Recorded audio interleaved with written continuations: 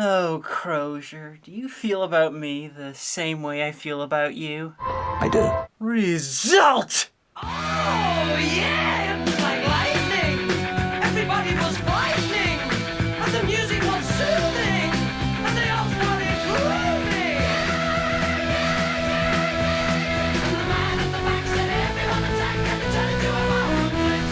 And the girl in the corner said, boy, I want the money and it turned into a moment!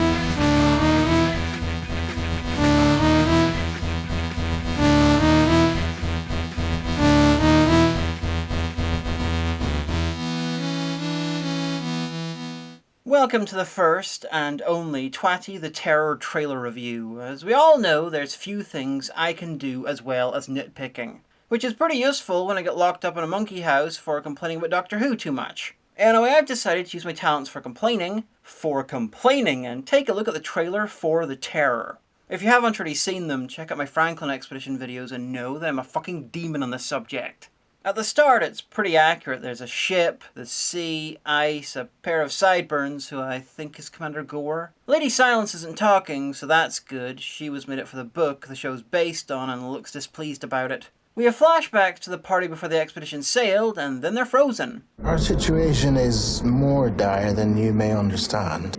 I was honestly delighted when I heard this. They actually gave Crozier a Northern Irish accent. Given that Irish accents in American shows tend towards the toity-toity-toy, begorra top of the morning to you lads type, I was worried to make him sound like he was from Cork.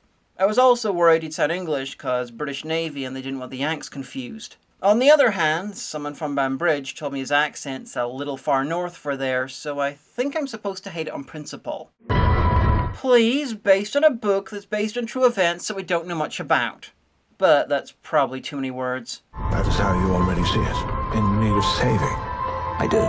Franklin's looking thin and not bald and good for 60, given that the photo they took of him before they sailed looked like this. Crozier's looking great for 50. I see he had a reverse column miniectomy when he stopped off at Greenland. There's actually quite big, nay, giant problems with how Crozier looks. Several years before the expedition, he was on an Antarctic expedition, where he was often at the wheel for 18 or 20 hours a day without gloves to get them through the pack ice. He knew about gloves, they weren't against his religion or anything, they just inhibited his grip on the wheel, and he had to be at 100% seeing as no one had ever sailed through the Antarctic pack ice before. His hair went grey and his hands developed a severe tremor. But I suppose you can't have your dour and depressed, though manly hero's hands shake all the time.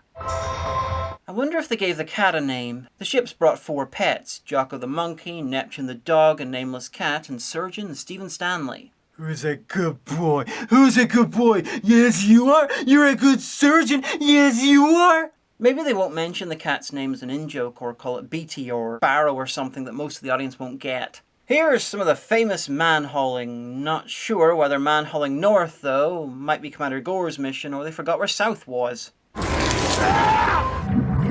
Ooh, nasty.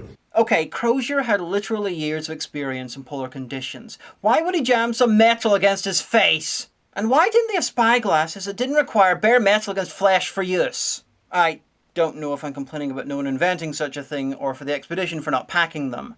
Either seem possible. I've no complaints about that though, that's awesome. Ooh, nasty. No one can convince me that optimism or confidence is wrong enough. You tell them, Lady Franklin. That's the Admiralty. My main complaint here is that no one has a sign over their head saying they're James Clark Ross so I can swoon in their general direction. As a trusted friend once put it, this place wants us dead. That trusted friend better be Ross. I mean, I've read Crozier's biography. He didn't have many friends, but those he had were pimp as all hell. It is funny that plummy English Captain Franklin's played by a Belfast guy and Northern Irish Captain Crozier is played by an English guy. Especially considering how Crozier being Irish played against him in the Navy, and how he might have been in charge of this whole thing if he'd just been English. What could have done that? There must be a bear. Someone's been looking at spoilers. Next up is a bunch of quick cuts as the tension builds and we see that something is killing them. It is, of course, a mix of scurvy, starvation, hypothermia, hubris, and a fucking demon bear! Fitzjames's hair is also wrong. I mean, yes, he's had literally years to grow out his hair since the photo was taken, but still, I expect it curled, and with enough gel to make most women go weak at the knees. Like in this shot earlier, which is set around the time they took the photo. Oh, a funeral, almost definitely Beachy Island. Of course, there is a big problem here, and I'm sure you've already worked it out.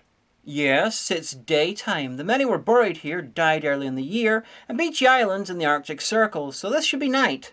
I'm a bit surprised it's not actually. The sparks, maybe pickaxes and shovels against the ground, would be a great visual. Well, of course, William Brain died a few months later and his body was kept on the ship for a while afterwards, so maybe his burial was delayed long enough for the sun to come up? Don't say I'm not fair. Ice, ice, babyface. It's the ice, Georgie. It's only the ice. We all freeze down here, Georgie. I'm gonna guess it's George Chambers from the Erebus. Here we go. Death, shrieks and pain, mention of something unnatural and flogging, and a meaningful look. There's buggery in the air. Hey, how'd they get Charles Dickens on board? Man, his research for the frozen deep is meticulous. Pity he didn't stick around long enough to see that the Inuit didn't kill them all. Unless, now according to a totally non-work of fiction called Terror in the Arctic, maybe some Doctor Who fans, the Doctor met it with the Franklin expedition. We are in terrible danger. That note jogged my memory. I know where we are now. We were in the Canadian Arctic in 1847.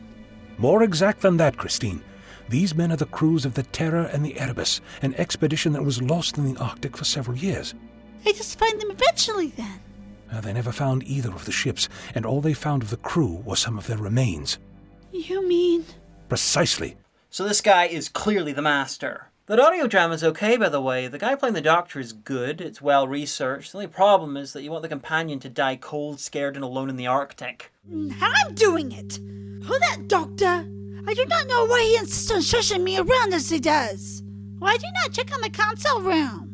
He knows very well that I have naught to do with this contraption of his. Anyway, we have another bit of inaccuracy as we see the monkey being naked when Lady Franklin left clear and explicit instructions for the men to have fun dressing him up in ridiculous costumes. You could say that the men had more pressing things on their minds than that, but I ask you, what's more important than making a monkey look cute as hell?